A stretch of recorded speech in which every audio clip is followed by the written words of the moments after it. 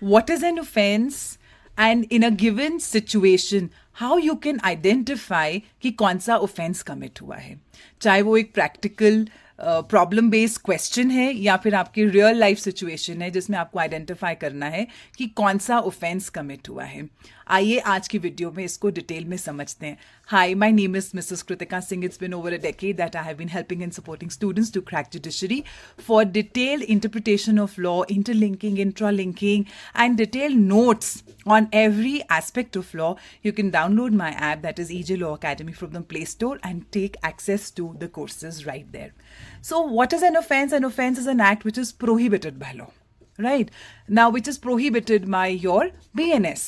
Now, whenever we have to identify कि कौन सा offense commit हुआ है, तो जब आप BNS में प्रोविजंस पढ़ते हैं, जैसे कि आप कोई भी प्रोविजन पिकअप कीजिए और उस प्रोविजन को जब आप पढ़ रहे हैं तो आप उसमें प्लीज़ मार्क कीजिए कि ये इस प्रोविजन का जो एक्टिस रियस है वो ये है और जो मेंस रिक्वायर्ड है वो ये है.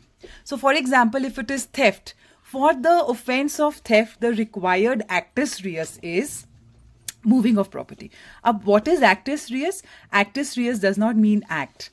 Actus reus means the consequences of the act.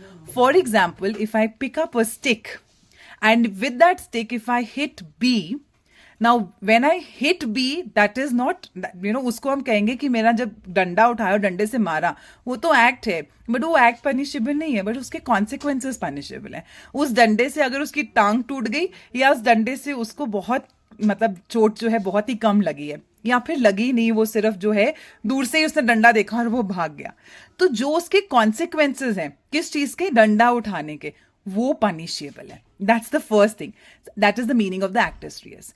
Second, आपने याद रखना है कि हर एक ऑफेंस का आपको हर एक सेक्शन के अंदर एक्टिस रियस दिया होता है.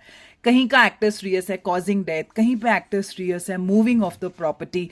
ठीक है, तो वो एक्टिस रियस आपने आइडेंटिफाई करना है कि अगर इस सिचुएशन में इस सिचुएशन का एक्टिस रियस क्या है. उसके बाद आपने आइडेंटिफाई करना है दूसरी चीज, दैट इज द मेंस रिया, क्योंकि जो हमारा BNS है that is based on fault liability. That means there has to be an act and mens rea. Only then a person can be made liable for the offense. So the mens rea is the state of mind.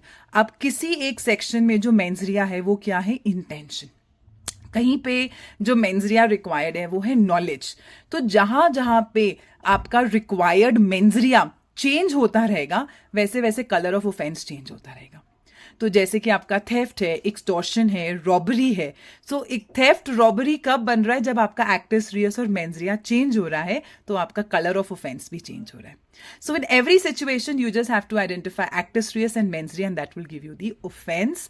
That will help you to solve any problem based situation and will give you the answer कि कौन सा offence commit हुआ है. For more detailed videos and conceptual clarity on topics of law, you can also subscribe to my YouTube channel, that is EJ Law Academy. Till my next video, please take care of yourself. God bless. Bye-bye.